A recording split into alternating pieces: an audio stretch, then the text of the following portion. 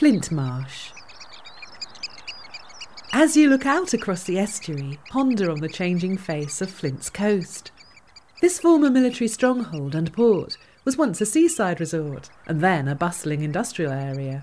Now it's peaceful again, internationally important for its bird life, and a refreshing place to walk. You can't miss Flint Castle. Built in the 13th century, it was the first of Edward I's formidable ring of castles along the North Wales coast, an imposing demonstration of his military strength and determination. The castle was held by royalist supporters for much of the Civil War, and afterwards dismantled by Cromwell's forces so that it couldn't be garrisoned again, leaving the striking ruin you see today. Flintshire Coast is a great place for bird watching throughout the year.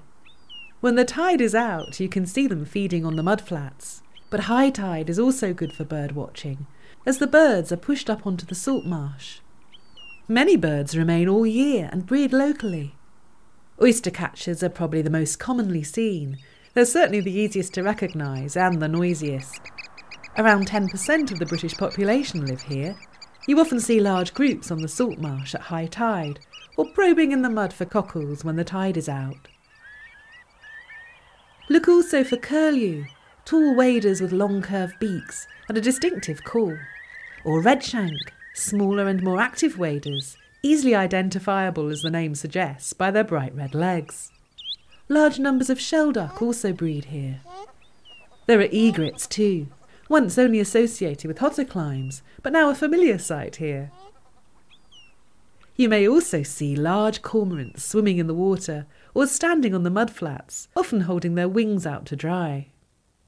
In winter, the resident birds are joined by thousands of wading birds and wildfowl that migrate from the Arctic.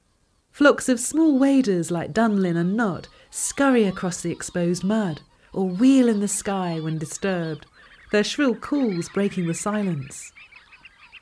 Look out also for the taller, leggy black-tailed godwits. Thousands of ducks, pintail, widgeon and smaller teal overwinter here. Many can be seen on the sandbanks at low tide. Other birds are summer visitors, and many others pass through in spring and autumn on migration between the tropics and the Arctic. They use the estuary as a vital staging post to rest and refuel,